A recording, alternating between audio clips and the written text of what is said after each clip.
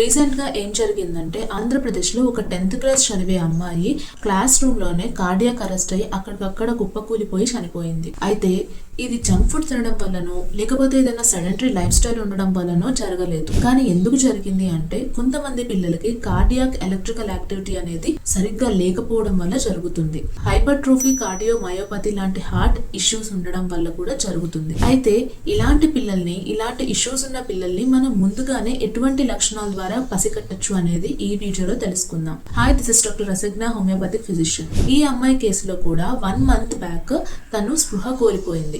అప్పుడే తగిన చర్యలు తీసుకొని ఉంటే, తగిన టెస్టులు చేసి ట్రీట్మెంట్ ఇచ్చుంటే ఆ అమ్మాయి బతికేది. సో ఆ లక్షణాలు ఏంటి అంటే సడన్ గా స్పృహ కోల్పోవడం. నెంబర్ 2 ఏంటంటే ఊరికే గుండె దడగా అనిపించడం.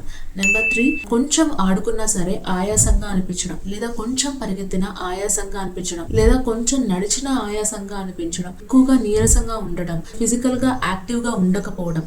ఇలాంటి లక్షణాలు ఉంటే మీరు వెంటనే హాస్పిటల్ కి వెళ్ళండి, తగిన టెస్టులు చేయించండి. అలానే ఫ్యామిలీ హిస్టరీలో కూడా 40 years లోపే ఎవరైనా సరే కార్డియాక్ అరెస్ట్ తో చనిపోతే వాళ్ళ ఫ్యామిలీ మెంబర్స్ అండ్ పిల్లలు కూడా టైం టు టైం మీరు కార్డియాక్ కి సంబంధించిన టెస్ట్లన్నీ చేయించుకుంటే మంచిది. సో అందులో ముఖ్యంగా ఈసీజీ అండ్ 2D ఎకో, ఈ 2 టెస్ట్ చేయించుకొని అందులో ఏమన్నా తేడా అనిపిస్తే కనుక దగ్గరలో ఉన్న కార్డియాలజిస్ట్ ని మీరు కన్సల్ట్ అవ్వడం అనేది మంచిది. ఈ విషయాన్ని అందరికీ షేర్ చేయండి. Thank you.